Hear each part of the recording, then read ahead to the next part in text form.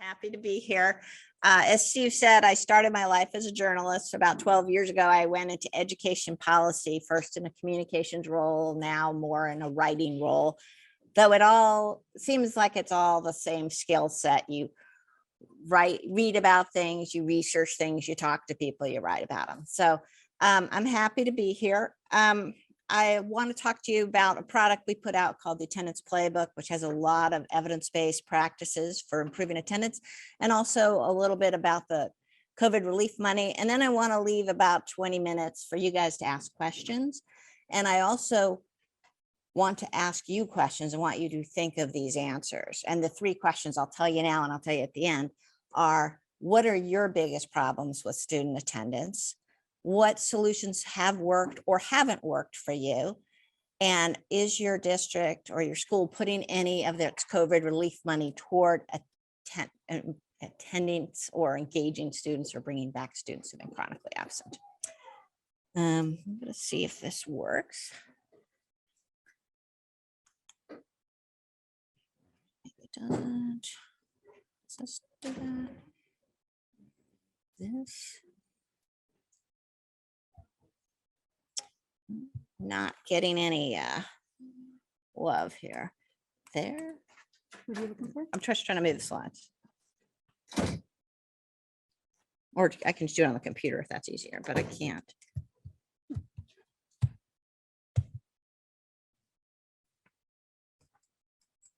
Working.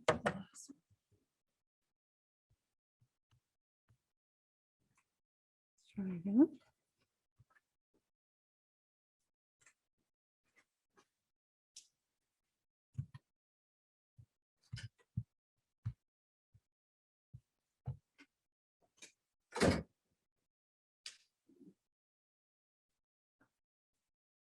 All right. Now I can just move it on here if that works. Yep, I just have to share the screen again so that our virtual attendees can see. Okay, great.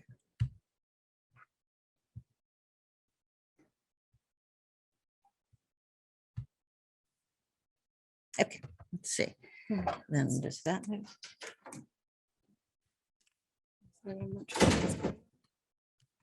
There we go. There we Well, okay. Is that okay? Does it, you may have, the surprise may have been ruined by our little shenanigans, but does anybody recognize this little kid? It is 8-year-old LeBron. Yeah, 8-year-old LeBron James. And when he was in 4th grade, he missed 83 days of school. And it wasn't because he was a bad kid. It was because his mom got evicted and they moved around Akron to different, they weren't homeless, but they had stayed at their grandma's house and their aunt's house. And then he was just out of position. He couldn't walk to school. He didn't have a bus line that took him to school. He missed 83 days of school.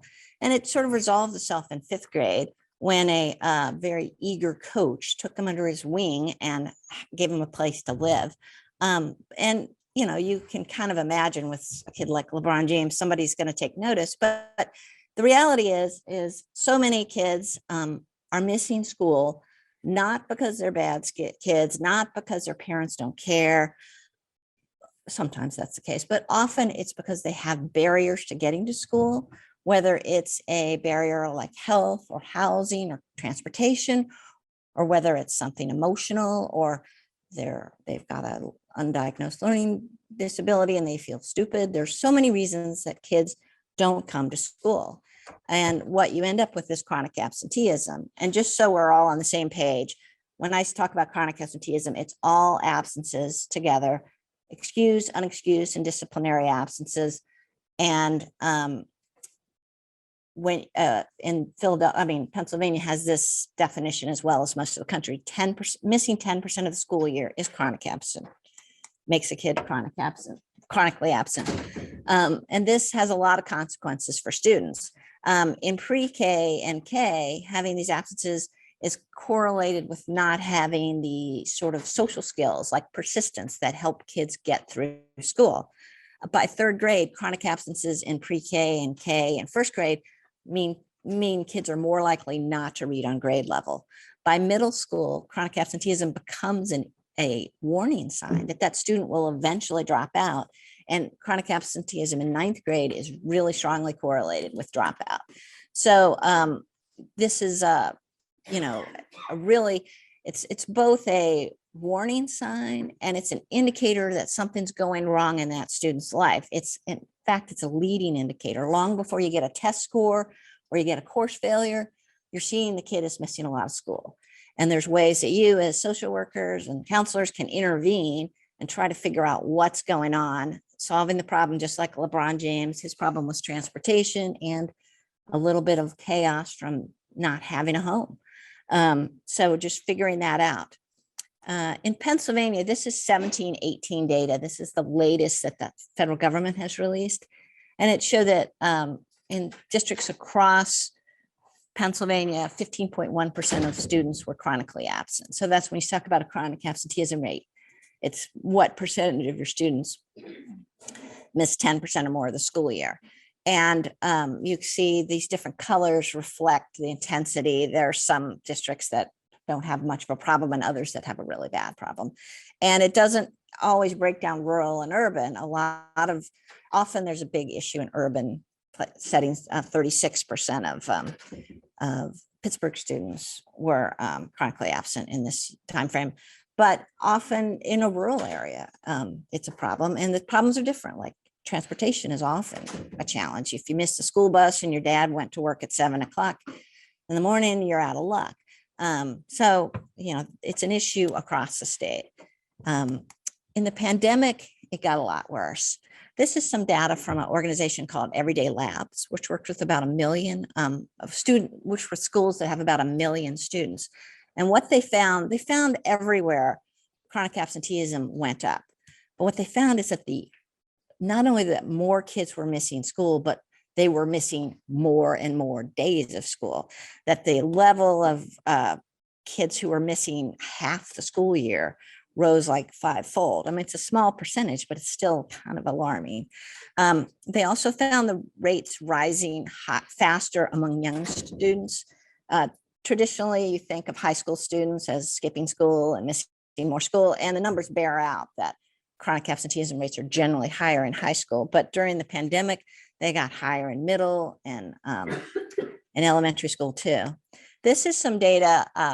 Connecticut during the pandemic had its districts report every month what their attendance rates were, and they saw some pretty alarming trends. Chronic absenteeism is always worse among disadvantaged kids, and it got worse during the pandemic. So you see English language learners almost doubled from 17.2 to 33.9%.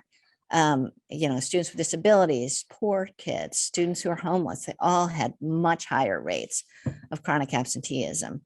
And what's sort of troubling is in some places, this is continuing into this fall. I mean, you have quarantines, you have parents who are concerned about sending their kids to school. So you've got really spotty attendance. This data is from California. Now, and you see in every single grade, the chronic absenteeism rate is higher this fall than it was last year. Did I do that? Yeah, no. This is a little bit misleading because what California had was very lax standards on what constituted attendance during the pandemic. You could log on for 1 minute and you would be counted as present. I know that Pennsylvania had a more sort of access completion sort of rubric that was a little more sophisticated in how you measure attendance. But this is still indicative that a lot of districts and a lot of schools are seeing attendance that continues to be bad. So now I've done this, something to this. All right, oops, went too far, okay. Sorry. Well, slide before. There we go. Okay. The slide on here is, okay, now we're good. So basically, there's two big issues that you're dealing with right now, which one is academic recovery, and one is getting kids back to where they need to be socially, emotionally, mental health. And attendance is really central to both of those.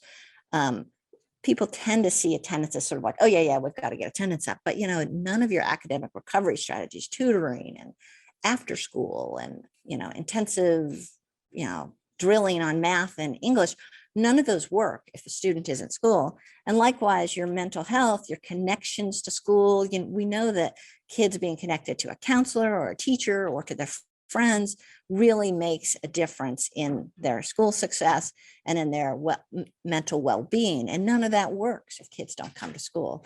So we need to put attendance at the center of that activity.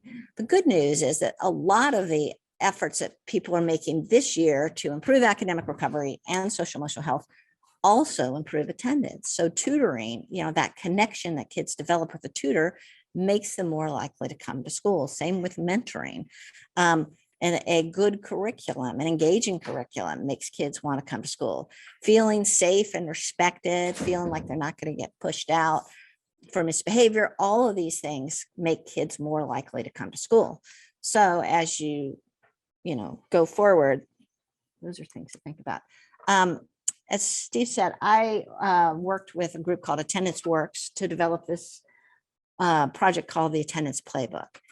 We did it actually in 2019, and then the pandemic hit in 2020, so we went back through it and made it COVID sensitive.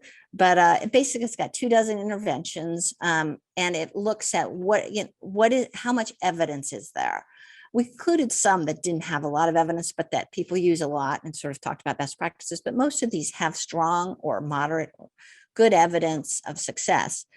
We also link to research and resources. We talk about, you're probably familiar with multi-tiered systems of support. We talk about what tier the different interventions work best at. Now, here's a sort of the tiers of support with, this is too small for you to read, but it sort of says what sort of attendance initiatives work at different levels. This year, you're probably finding that your tiers are a little messed up. There's probably more kids at the tier 2 need some extra support, and yet not enough people to do all that extra support. So maybe your tier 1 becomes a little more intensive than it normally would. But in terms of the different interventions, there are a number of evidence-based interventions that work for a variety of reasons, but they also improve attendance. And these include home visiting. This is probably something you all are doing or have been doing during the pandemic, but it's been shown in research to also improve attendance. And if you do it with enough kids in a school, it seems to improve attendance for the whole school. Nudges is a new approach that a lot of folks are using. It's very low cost and can be really effective, but this is basically letters or texts that you send to family. A lot of families don't really have a sense how many days their students have missed. There was a study in California where they reached out to every parent who had a chronically absent child, so they had missed at least 18 days, and they asked them, how many days has your child missed? And the average they got back was 5. I mean, parents just don't really have a sense of how many days their kids miss, and they don't have a sense that anything's wrong with an excused absence. So I took my kid to Disney for a week. That doesn't matter, but it does matter. They missed the letter L in kindergarten, or they missed dividing fractions in 3rd grade. So there are things as you move up the pedagogical ladder that kids miss if they miss school. So it's important to know how much they missed, even if it's excused, even if it was legitimate. And these nudges can just tell parents where their kids stand. They aren't blaming, and neither are the home visits. They're just letting parents know where things stand.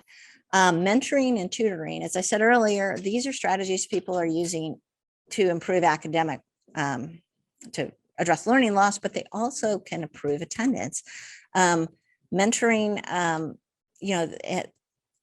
there's several mentoring programs. The Obama program for African-American boys had a big Success Mentors initiative. And there's other sorts of programs that communities use.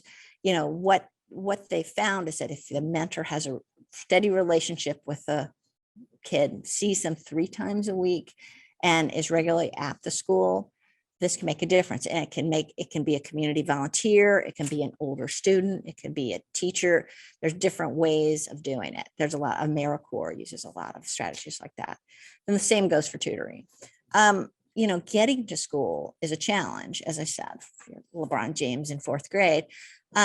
There's a couple of different strategies that have good evidence. One is called safe passages, where they'll station adults along a route to school to make sure, there's places where kids sometimes mix, or where there's like some neighborhood violence or something like that.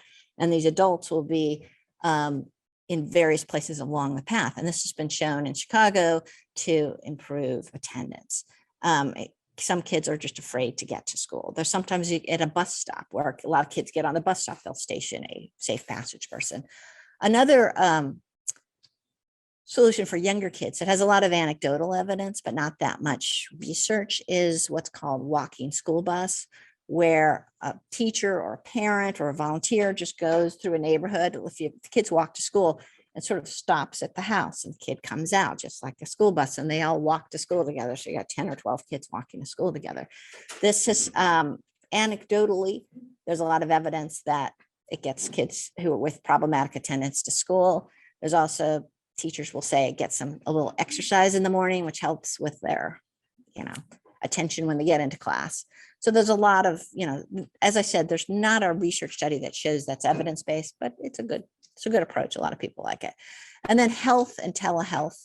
The number one reason for school absenteeism is asthma. Kids with asthma miss so much school. And a lot of there was in Baltimore, they found that 250 kindergarten to 2nd graders had missed 40 days of school one year.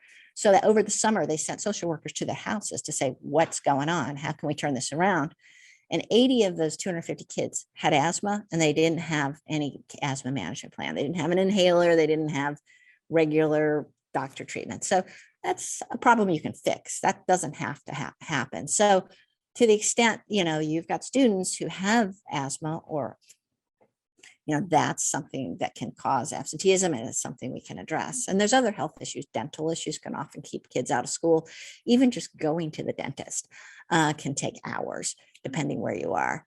During the pandemic, telehealth became a real viable option for doctor's appointments. And a lot of schools, even before the pandemic, and hopefully now more, use that, so you have a kid with asthma and they're having an asthma attack, rather than calling the mom. You probably want to call the mom, but rather than sending the kid home, you can connect the kid with a doctor. You can have a nurse there. You can talk it through and maybe resolve it. And by the same token, school-based health clinics have been connected to better attendance, because a lot of times a kid feels sick, you take them to the clinic, they're fine, they go back to class, they don't take the whole day off. So those are, sort of approaches that deal with barriers kids have to school. The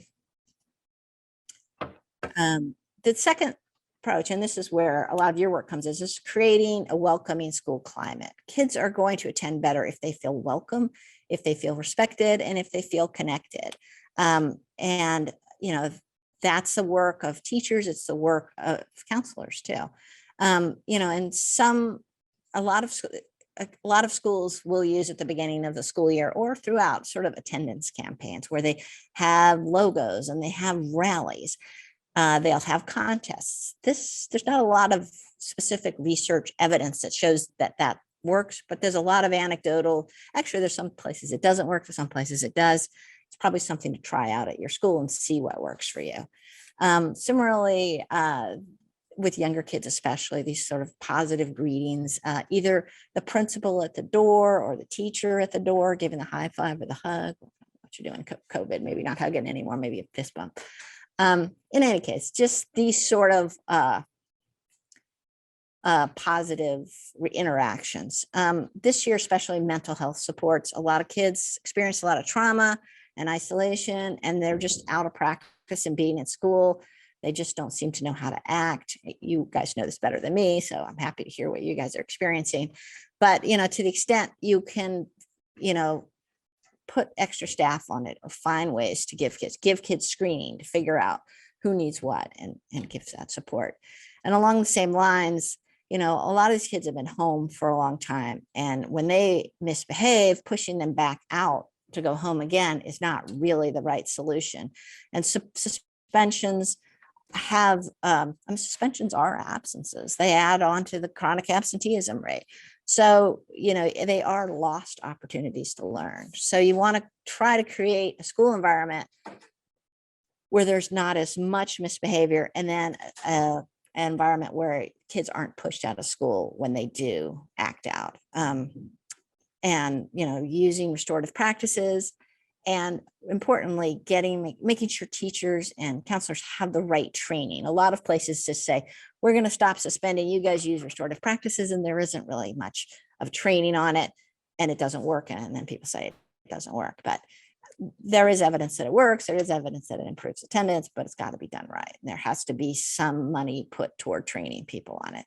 And then there is a phenomenon called school refusal, which predates the pandemic, but I'm sure is much worse now, which is essentially kids, it's mixed up in anxiety and depression, and kids just refuse to come to school. It's a little different from truancy in that truancy, usually the kids are off and you don't really know where they are. Parents don't know anything about it.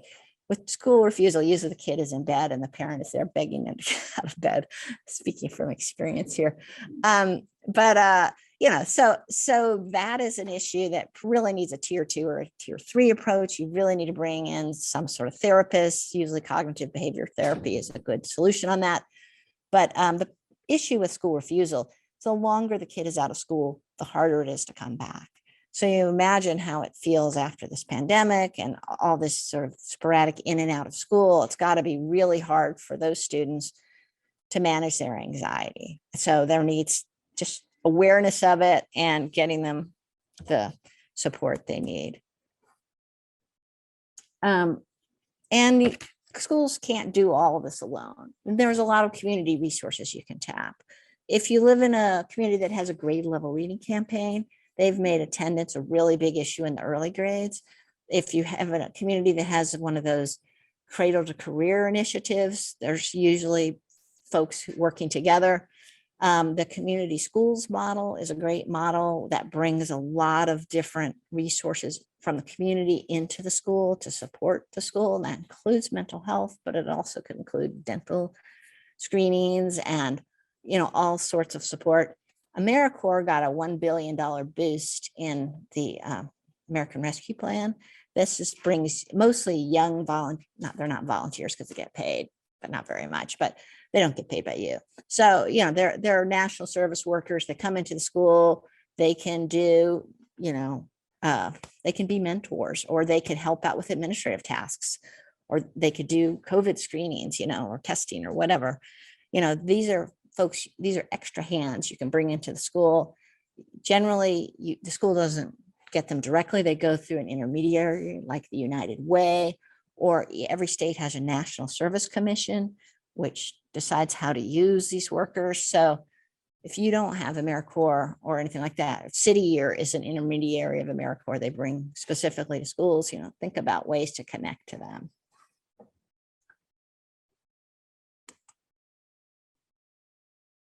And what's really important throughout all this is collecting the right data. I know it was a challenge, and it continues to be a challenge with kids in and out of school to track attendance in the pandemic. But if you don't know who's missed a lot of school, you're flying blind. I mean, teachers are flying blind, counselors are flying blind. If a teacher doesn't understand why the fourth grader doesn't know anything about fractions, it's important to them to know that his family took him out of school for a month at Christmas time last year. It's really key to have this information because, as I said, it's an indicator. It's a leading indicator. It can tell you when there's going to be problems coming. And what's really important too is to have consistent definitions. This is true both in person and online. You can tell me how it worked out, but looking at Pennsylvania's website, it looked like they did a lot to try to say, what is access? What is completion? How can we assess online learning? and online attendance. In terms of other issues, there are places where for instance, Washington, D.C., where I live, you have to be in school 80% of the day to be present, where in California, you have to be there one period to be present. Most places use a half of the day standards, but in some states, one district will say half the day is your standard for being present, and the other will do 80%. And so it's really hard to compare. And also, what is an absence? What's excused? What's unexcused? There should be consistent definitions across that. That's not really your area, but it is something to be aware of. In terms of, there's some things to avoid. And, as I said earlier, harsh discipline that pushes kids out doesn't work. There was between 1990 and 2012, there was a really big push to get tough on discipline, no excuses. And this was especially true with truancy. They really pushed hard on truancy. In that period, the truancy rate with all that push went from 10.8% to 11.2%. So it made no difference at all. What it did do was push kids out of school. There are times that truancy needs to be punished and it needs to be addressed, but going straight to punishment without addressing the root causes really doesn't do it. Like if you were going to take little 8-year-old Lebron James, his mother was essentially homeless. She didn't have a job. She was scrambling to try to stabilize their life. Being hit with a fine or jail term really wouldn't have helped that situation. What helped their situation is someone stepping in and helping them stabilize their lives. So there are times when truancy is appropriate, but it should be, you should take a while before you get there. You should analyze root causes, see what you could do to address them, and give the student and the parents time to turn around the behavior. And then disenrolling students is a big issue. Some people do it too quickly. And I think with the pandemic, especially, I think the standard, and this may have changed, but I think the standard in Pennsylvania is after 10 days of consecutive absences, you can disenroll a student. But that, shouldn't happen. There should be some effort to make sure that child is enrolled somewhere else or not sick or not injured in some way. There are school districts that are very, I think, cynical. There were some in Connecticut. There was a group of South Asian parents who like to go home for like 5 weeks, and the school districts would disenroll them and then re-enroll them when they came back, so that none of that chronic absenteeism would show up on the score. But they missed 5 weeks of school, and there was no indication in their record anywhere that they missed 5 weeks of school. So disenrollment is something to avoid, to use sparingly, and to use when the student is enrolled somewhere else or moved or something, or doing something like that. Now I'm going to talk a little bit about what's in the COVID relief spending plans. This is nationwide. For K-12 schools, there's $122 billion that's coming over 3 federal plans. And that's a lot of money. This is a graphic that looks at how that compares to past years. You see the first green stripe on the left. That was the recovery from the 2008. Now I'm forgetting what the thing is, but that was from the 2008 recession. They put a bunch of money in, but now you can see how much more money is coming in. Plus, Biden's budgets for the next few years are showing an upward trend too. So there's going to be more money to spend. The challenge is to spend it wisely, to spend it in ways that helps kids, and to spend it in ways that don't leave you with a fiscal cliff at the end of 3 years. Because you'll also see this 2021 money runs out. And this money actually here, this chart includes higher ed spending. So the numbers are a little different from the other ones, but the trends are pretty much the same. But this money that was in the final plan, the American Rescue Plan, runs out in 2024. So there needs to be some thought. If you're going to hire a bunch of counselors or a bunch of teachers or nurses or whatever you're doing with the money, what are you going to do in 2024 to sustain that? So Pennsylvania, I took a look at Pennsylvania.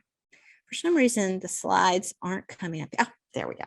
So you can see that Pennsylvania's got a ton of money. It's got 5.4 billion in this last round.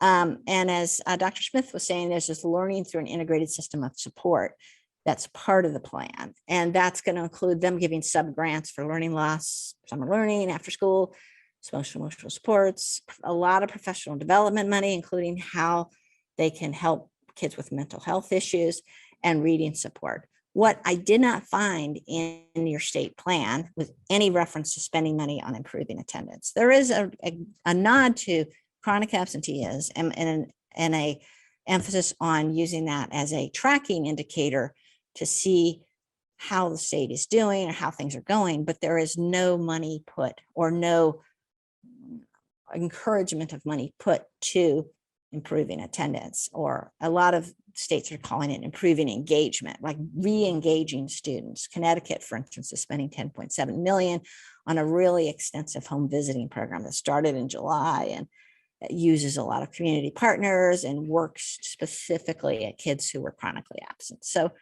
there are things states are doing. I don't see Pennsylvania doing anything on the state level, but there's most of the money. The state only has 10% of the money it can save for its own projects. Most of the money flows to the districts. It was approved in March. Most of it, Pennsylvania's, the states had to submit a state plan to the education department of how they were going to spend it. Then the money could all flow to the districts. Should all be at your school district now. Some school districts have decided how to spend it. Others are working on it right now. There have been processes for engaging with that for stakeholders. And I don't know, you could tell me better than I know where your school district is in the planning process. In terms of, I looked at a few plans. What did I do with that? Oh, here it is. Like Philadelphia is putting 325 million toward capital improvement projects, which is allowable. And it's not, and it's actually has an attendance connection. Especially when I talked about asthma, moldy old schools with bad ventilation are really bad for kids with asthma, not to mention just kids with colds. So, that is an allowable use of the money, and it's not a bad use. They're also putting 350 million toward academics. Pittsburgh putting 28.6 million toward academics. I'm trying to find what I wrote notes. Allentown is 49 million toward academics and 34 million toward ventilation, 5.7 million toward SEL. Pittsburgh has 9.3 million toward the social emotional learning issues, 50 million toward capital improvement. So the big issues that seem to emerge both at the state levels, Future Ed took a look at all the state, what every state said they were going to spend in their plan. And we found remarkable consistency. I mean, the federal government requires states to spend some of their money for districts to use on summer learning and after school programs. And that comes up obviously in every state, but tutoring comes up in like 34 states. Mental health issues come up in 40 or 42 states.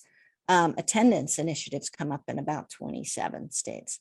So there's a lot of consistency on what states are doing. We're just now getting information on what districts are doing. It looks similarly. Almost a lot of we looked at a survey of about 1,000 districts, and about half of them are doing summer and either extended day or extended year. About a third of them are doing tutoring. About 2/5 of them are doing HVAC ventilation renovations. So there's a fairly consistent uses of the money. Again, there's ways that, I feel, because I pay a lot of attention to school attendance, the school attendance should really be front and center, or more it's often mentioned obliquely, as it like in the Pennsylvania plan, like make sure you're tracking this because this is a good measure of whether what we're doing is working, rather than acknowledging that what you're doing is not going to work if you don't have kids in school. So that's my feeling, that there should be more attention to attendance. And I think that's, I'm interested in hearing, I think that's it. Yeah, so I'm interested in hearing from you all. And also, if you have any questions about everything I just said, please answer. But I'm interested in hearing, what are you seeing in your school districts in terms of your attendance rates, whether it's rebounding this year or it's still struggling? And what do you feel like are the challenges? Like, is it school? Are they afraid to come to school? Are they having barriers to getting to school? What, anybody have any thoughts?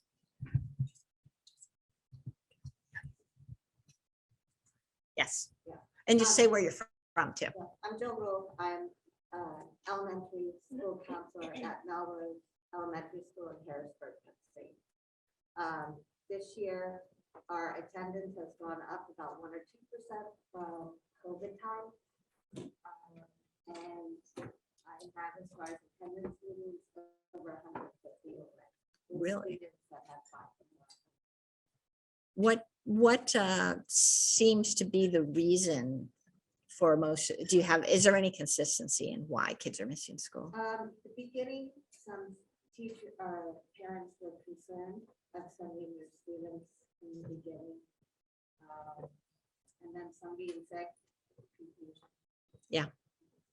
I'm going to repeat this briefly, so if people can't hear back on the remote, but this is an elementary counselor from Harrisburg, has seen a slight uptick in attendance, but has had about 100, he said 100 or so attendance conferences, and seeing a lot of issues with parents being reluctant to send kids to school and kids being sick, and a little confusion over what's going on. Thank you.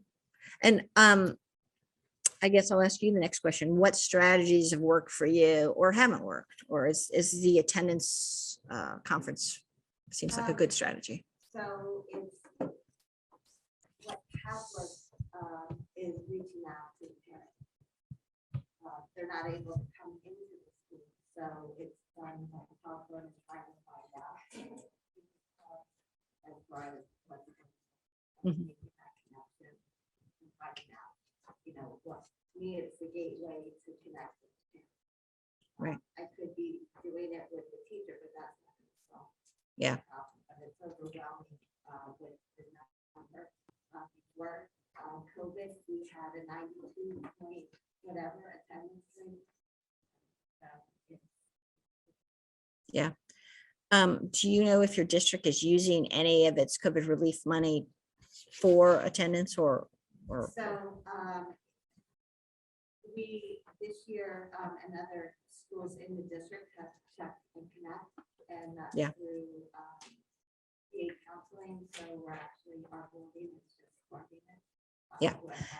And that is a practice with a lot. I didn't mention that, but that's a good practice that has a lot of good research that shows that it works. The other part too is being able to refer for mental health, finding out from the parents. Right. So, and just to summarize, her best strategy has been reaching out to parents, and her school district is starting to use Check and Connect, which is an evidence-based practice. Right. We've been using it with our building with part of that. Cool.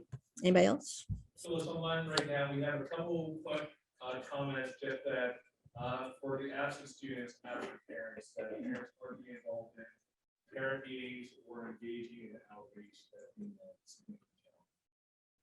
So getting parents to engage is a challenge. Yeah. Is that because of the remoteness of it, or is it because that they're, well, I know, you don't know. Yeah, yeah. If you're listening to us in virtual land, expand on your statement. They say, going great now.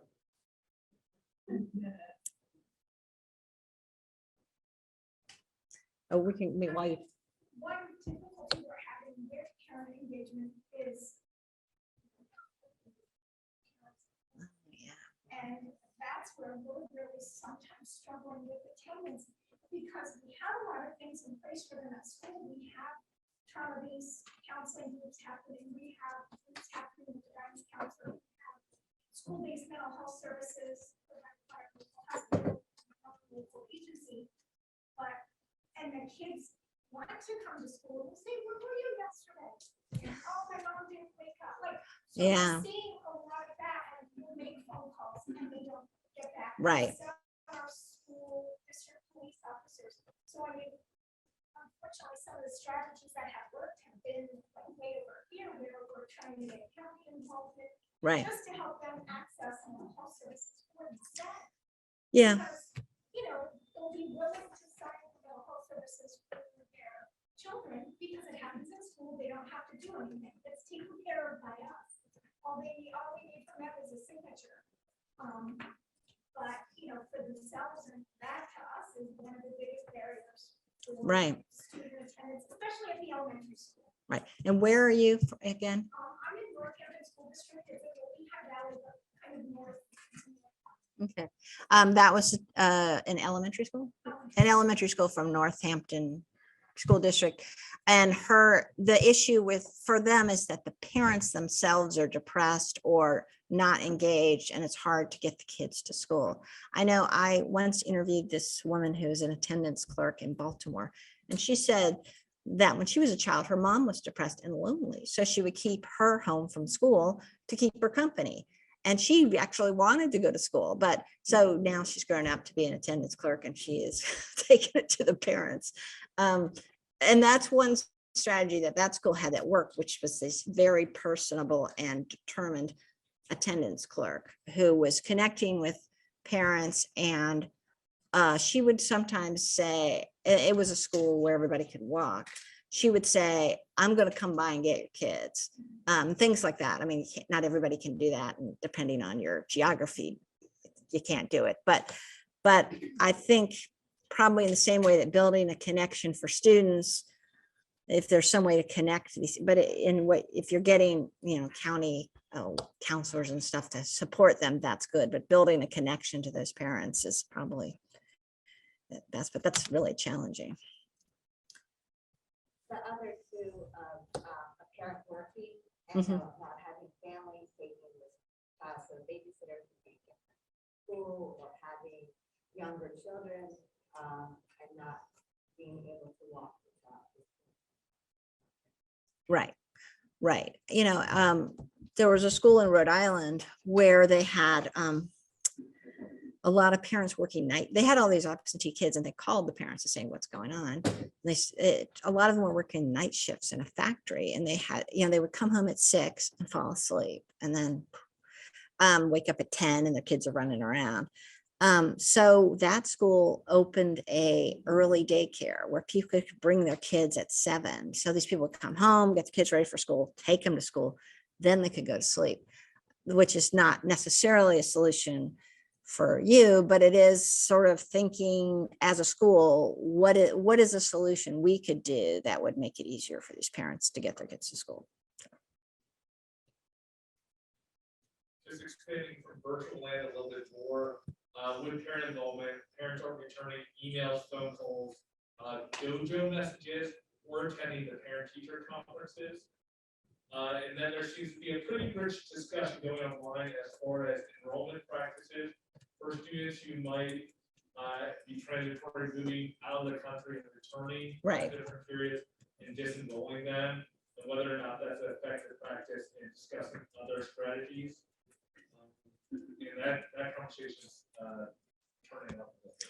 Yeah, well, I mean, and I'm interested in what you all think about that. I mean, if a kid is leaving for 3 months, do you keep them on the rolls, or maybe you don't, but then somehow that teacher who gets him the following year and doesn't know he wasn't there for 3 months is like in the dark about the fact that, he was gone for 3 months. I don't know. What are you all's practices on that front about disenrolling students who are leaving the country? I mean, I think we work with the IU for we would just document it in their IEP, so it would be updated in their PELs. Yeah, so documenting it in their documenting it. IEPs. Yeah, I mean, we would document it in their PELs, so if they left for 3 months, I mean, I don't know that, we would, of course, reach out to the LEA and see how they wanted us to handle that. You know, that would be the LEA's decision if they wanted to withdraw them, but we would document that in their IEP that they're gone for 3 months. Right. You know, I know some strategies that work for me is I go to the home and bang on the door and leave an obnoxious door hanger if they're not getting back to me. Yeah. Phone calls, text messages, letters, emails, I leave door hanger with my card on it. And that gets the parent to respond. You know, over multiple times. You just have to be willing to like go there. And when you, if this is someone from Lancaster who's saying that one of her better strategies is just go knock on the door and leave a door hanger. If they answer the door, what kind of conversation do you have? Is it, where the heck is your student? Or is it like, hi, just wondering if how things are going? Yeah. And then just say like, what, you know, we haven't seen Johnny in like 18 days. I'm just wondering what's going on. Is there anything I can help? Is he feeling sick, or is there some issues? I just see what I can do. What are the barriers? What's going on? And oftentimes there's a whole laundry list of reasons why Right. they're not coming to school. It's not just, you know, a school refusal issue. There's usually, you know, a ton of things that as a social worker I can help with. And we can remove some of those barriers and help get them to school. Right. Right. So, and I'm like, okay, well, I'm here now. Let's get my car and I'll get you to school. So at least let's get a few hours in today. Yeah. And that, just for the online folks, if you can hear that, she doesn't yell at them.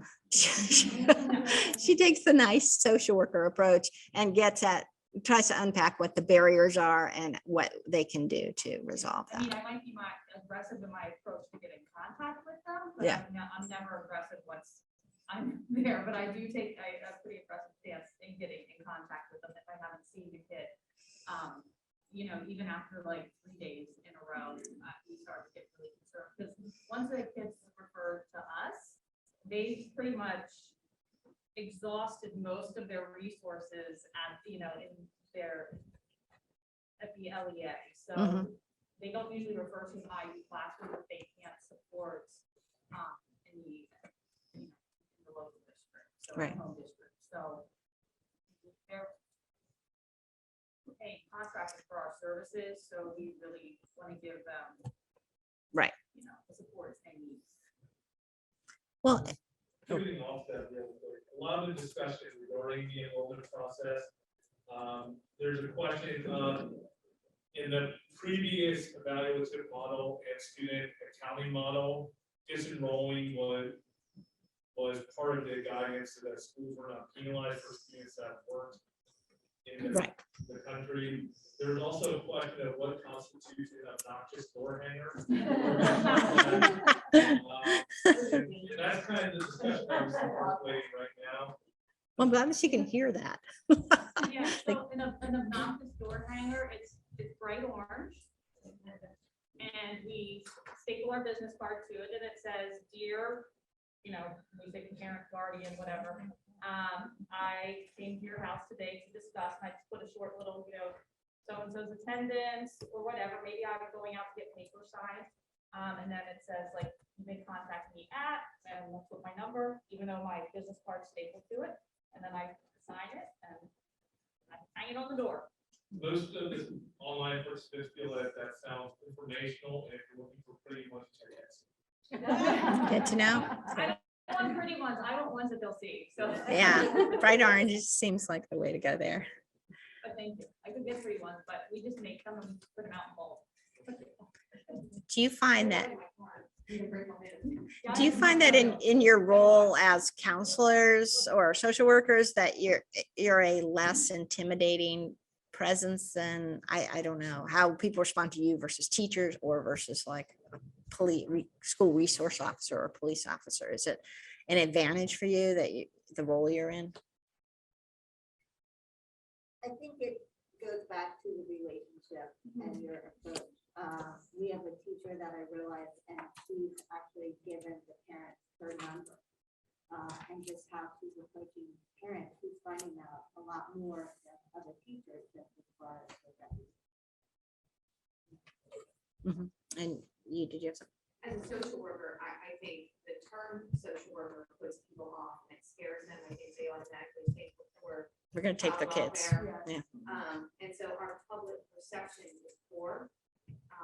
They don't recognize that we truly are there to help and to make that connection back to school and that we're not child welfare workers, et cetera. So I don't think that social workers like have an advantage Right. with their role at all. Yeah. Until we can get through that barrier and build that relationship. Yeah, yeah, I can see that.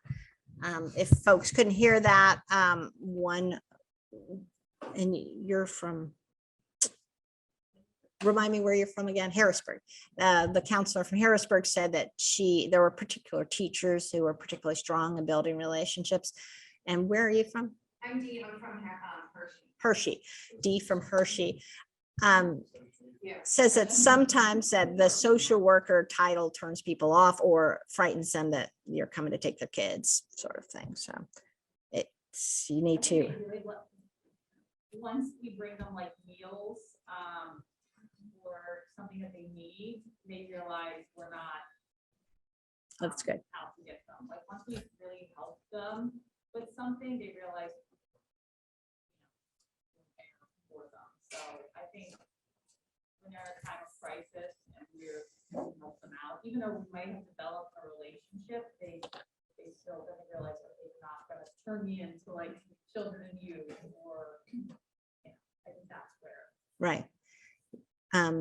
Yeah. So when you can make a difference, or you can gain their trust after you've done something to help them out, like bring them a meal or something like that. That makes sense.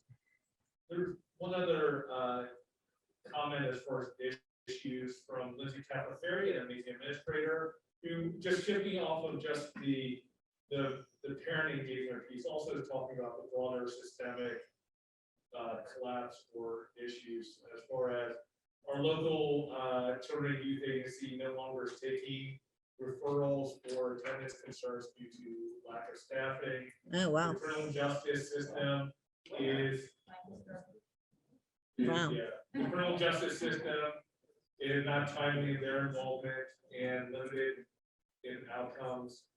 And so how can there be cross-education systems and approaches to build collaboration? Because it seems a lot of the community partners at this point are not able to engage in attendance as we traditionally have.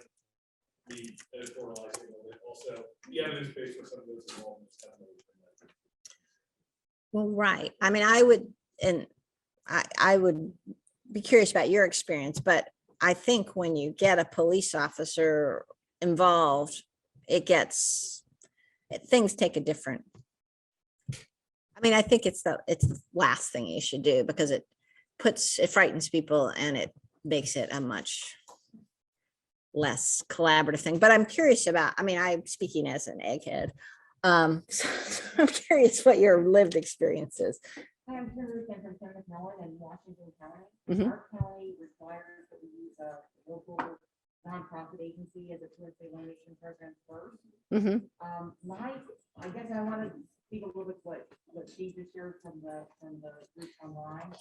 You know, we have very strict requirements around when we do the state, when we send a letter. It's very thought out for us, with the idea that something bad's going to happen if we don't do it. Right. And then nothing happens when we do it. Yeah. So we do the same, we refer to truancy. We're in a position where we have to ask the truancy folks to refer to children in need if they hit a certain amount of days. I don't do it as punitive, I work in child welfare. There's supports out there for folks that are struggling with attendance, but we can't always give them as a school district. So I don't view child welfare as a punitive process. Right. We aren't engaging police. I've been in people's houses, getting people out of bed at 7 in the morning. That's not awesome, but it's effective. Mhm.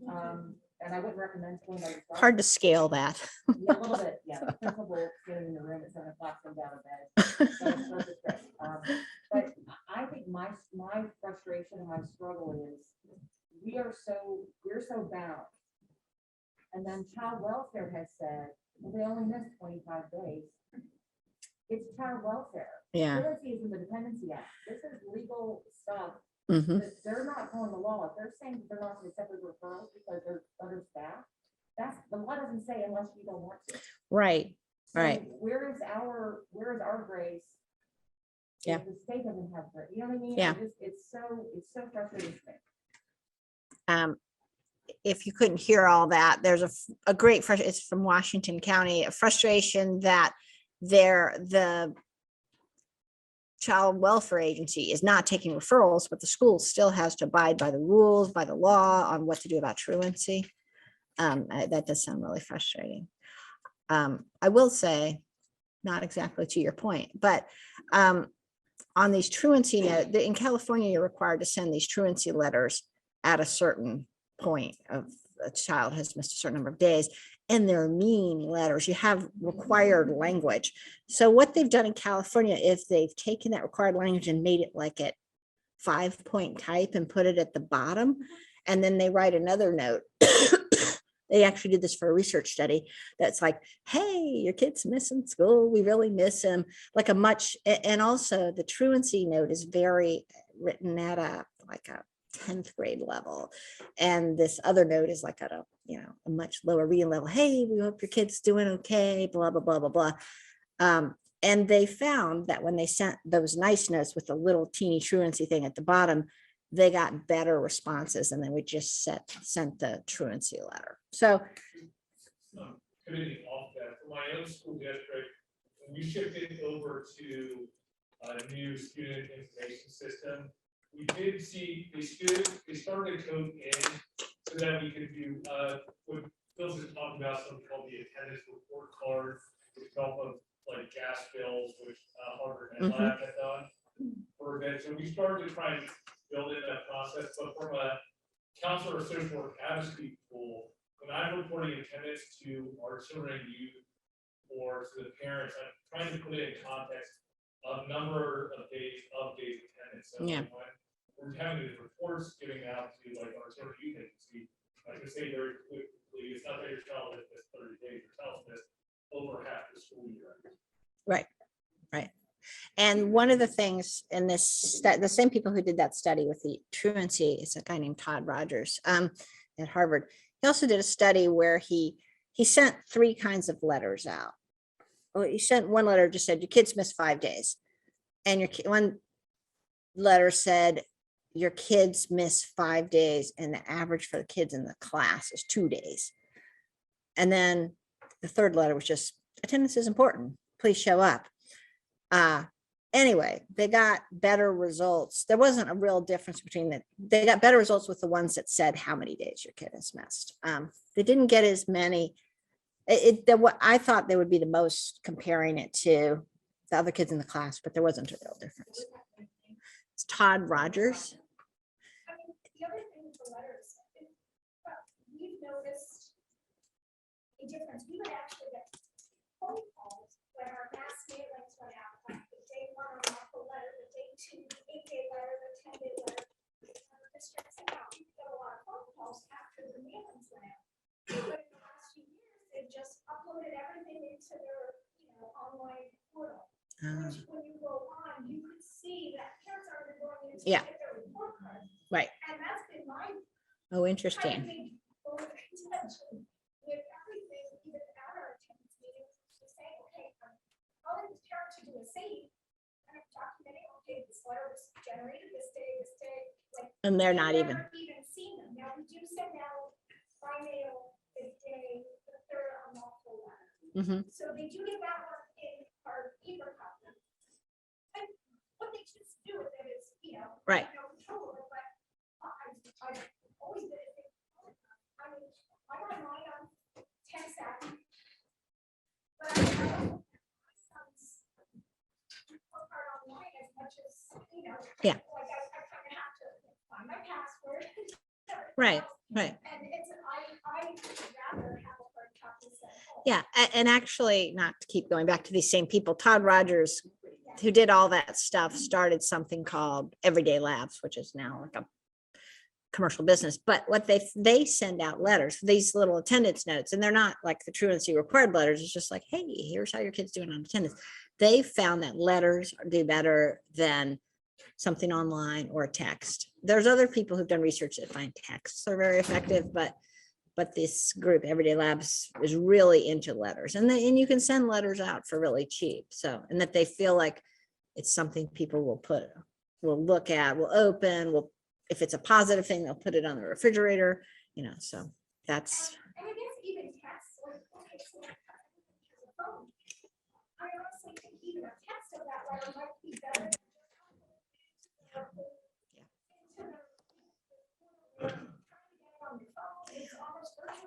Right. It's a process, and then it comes out this big. Right, and the most engaged and the least engaged parents are probably the least likely to go to that portal. And that's what I said, it's interesting that we can track. Some of these parents have never logged in. Mm-hmm. So I said, okay, so they do know their kid's missing. They do get telephone calls every day that their kid is not in attendance. But I don't know, that's been a big, like I said, a big peak of mine for the last 5 years. That's Well, interesting. I have to get to online report, right? Yeah. With some, hi. Well, I think everything that people have shared, it's all about relationships, right? Mhm. It's all about relationships. And I hear the struggle that Karen brought up about contracting with agencies to do the truancy prevention work because they're not part of the school and the response isn't immediate. Mhm. I feel like it's that when you get that personal connection from somebody friendly who cares and that family is receiving that good intention, that helps. But my struggle, I'm in Allentown, Pennsylvania, and my struggle is we don't have the people to do that work. We're all spread too thin. Part of it is the aftermath of the school closures Mhm. and lacking support, student support services. Right. But, and they are spending some money to increase that. It hasn't happened yet. But I would love like real social workers to be part of my school. And when I say real social workers, I think sometimes people have a title, but they don't really have the And what training behind it. role do you have? I'm a school counselor, an Okay. elementary school counselor. But somebody who in my school who really can do immediate responsive outreach, assessment of family needs, help them connect with things in the community. But I need it to be based in my school or neighborhood school and not take a couple weeks till we refer it to another agency to respond. I feel like these Yeah. supports need to be more immediate Yeah. and part of the school to, again, increase that culture of the school. This is a helping place. There's a lot of people at Ramos Elementary who care. It's not just the principal, the school counselor, the nurse, who are usually the first ones that are dealing with the attendance issues. Right. And this was a counselor from Allentown who feels like there isn't enough staff to do the work, but when you're sending it out to an outside agency, there you lose the connection.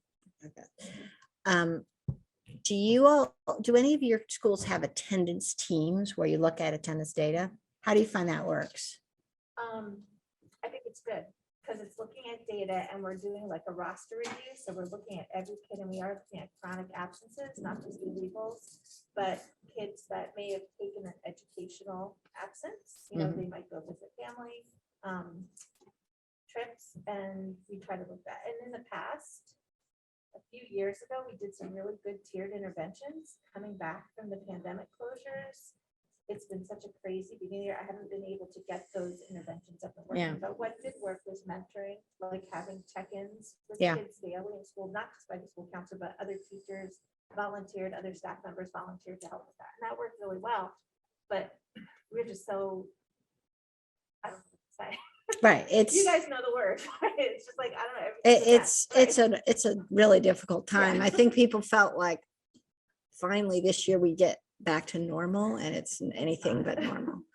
I know in DC where I live, there's just a lot of closures, quarantine closures, and that's just messing with attendance too. Yes. So just thinking from like an advocacy standpoint, because I know for all, I'm a school psychologist at the IU. So I know all of our professional organizations are like ratios. So I would encourage everyone to go on to the congress.gov website.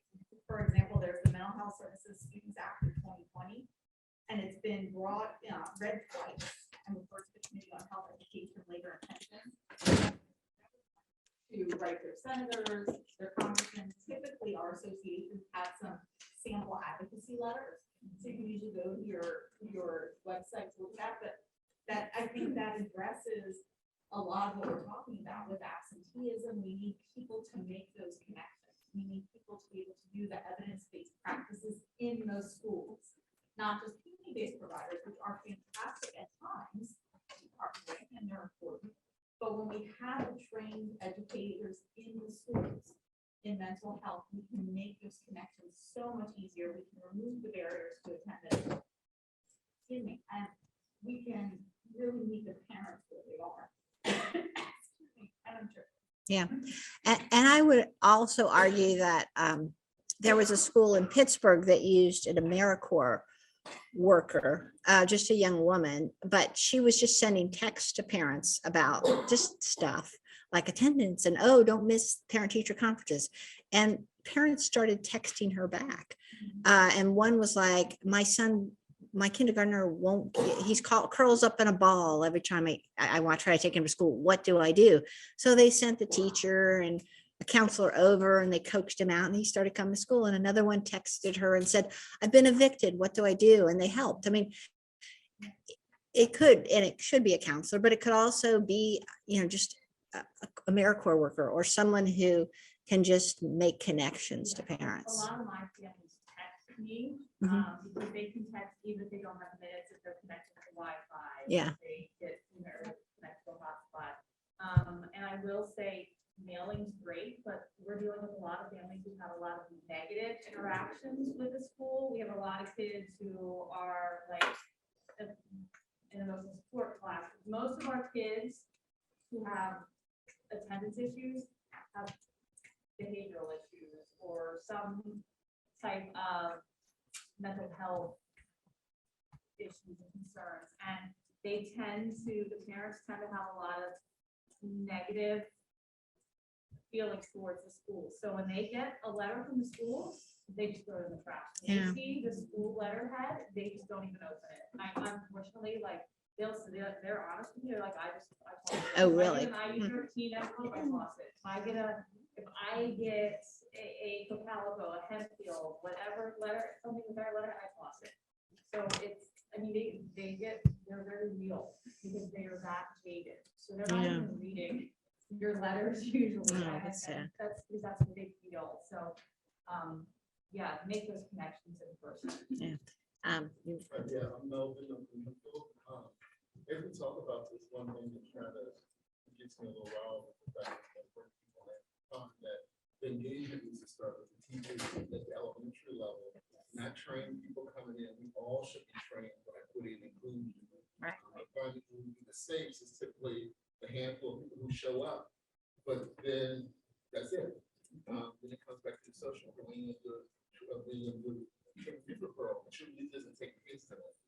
So when are you going to cite them? Well, they don't have to pennies to represent it. So what is citing going to do? Right. And to be quite honest, after 3 or 4 years, they call us and throw those citations in again because they just said idle. So really, I think it's within education, within schools of education, to start teaching young educators about equity and diversity and how they need to make those strong connections. I can go out and make a connection as a social worker, but if I put you in a classroom, you as a teacher don't have those skill sets, then we're back off to square one. Or even better yet, get them back to school, put the teacher out, and then while we absent, it was expelled and suspended. for Yeah, 10 days. I know. And then they're gone again. So, Yeah. and really is educational people need to really force that in and force our training, that all people have the ability to engage with poor, and that you know about the difference in equity. Yeah. Well, and I'll not exactly on your point, but two things I didn't talk about are culturally relevant curriculum. There's a program in California called Ethnic Studies, and they made everybody who had a C or lower average take it. And those kids not only did better academically, their attendance went way up because they were engaged in this curriculum and it meant something to them. And similarly, programs like Being a Man that focus on Black youth or Latino youth are either often after school programs but they really drive attendance because kids feel really connected to that. So that's something that sort of culturally relevant piece of it is really important for getting kids to want to come to school. The other part too is what needs to be changed in the curriculum at the higher ed level of teachers and their training. Yes. As far as that goes. I don't know if that's been looked at at all. And then even as far as the system and the amount of paperwork and referrals and the time, as far as when you're doing the state and having to document it. I mean, the conversation with the parent can be 10 minutes to a half an hour, but it's going to be double the amount of time after you get off talking to the parent of all the different forms. Right. No, that's a good point. And for some reason, what you were saying reminded me of a conversation I had last week. I spoke at a group about dyslexia. And one woman told me how her child had dyslexia. They didn't realize it. He would always want to miss Thursdays because Thursdays was read aloud day and he was just too embarrassed to read aloud. It took her a while to figure this out. And then they figured out he was dyslexic. But when you're talking about training teachers, there is a lot going on right now about literacy and the science of reading and getting teachers to recognize when kids are off track for reading, and that can make a difference. So better teaching just in general can make a big difference. And another thing on your equity inclusion thing, there's a report that just came out yesterday about, there's been a lot of reports about same race teachers making a difference for kids academically. This showed a really big increase in attendance too, when you have the same race teachers. So, and that's an issue for teacher training or just trying to recruit a more diverse teacher workforce. So anyway.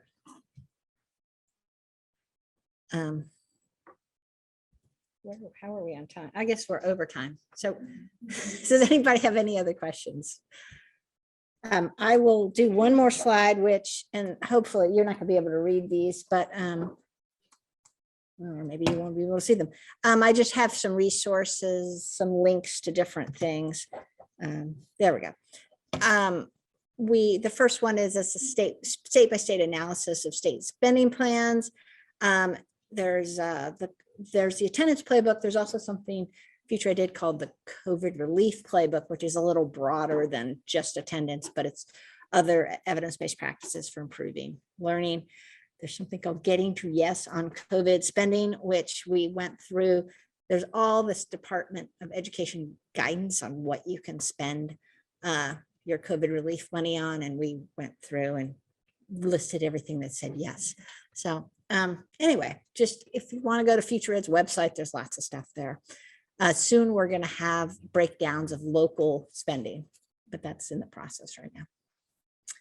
So anyway, thanks. It's been really great talking to you. And I learned so much about what's going on the ground talking to you all. So I appreciate it. And if you ever want to reach out, my email is on the Future Ed website. Just give me a holler.